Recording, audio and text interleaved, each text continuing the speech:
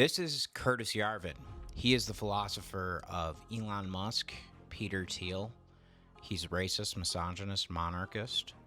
And turns out he's a villain because the furries were the first people to stand up to his nonsense. This is Curtis Yarvin's furry character. You'll notice it's a duck, and technically ducks don't have feathers. The furries welcomed a new member to their ranks because they are open, accepting community that loves one another. They had no problem with it.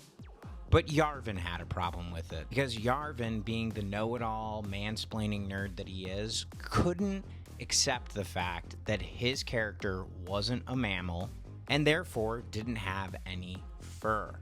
So, he was elected to the Furry Council and proposed that they rename furries. He even got up and did a series of poetry to try and make his point. Furry Council told him he could call himself whatever he wanted, but they were going to stick with the name that they started under. This broke Yarvin. So he jumped onto a bunch of furry chat rooms in the early internet and began to insult various people about their characters' biological and genealogical inaccuracies.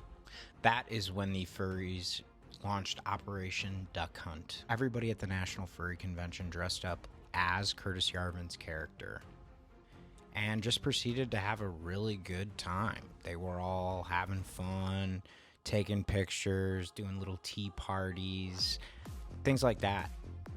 It was at that point that Curtis Yarvin really crashed out because he felt lonely and sad and hurt.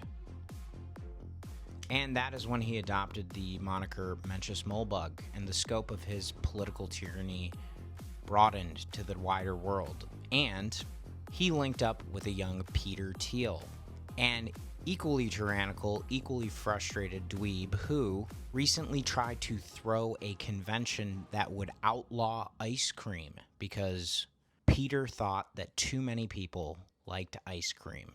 This is just satire. None of it's true, but I enjoyed making fun of Curtis Yarvin because he's not a good person.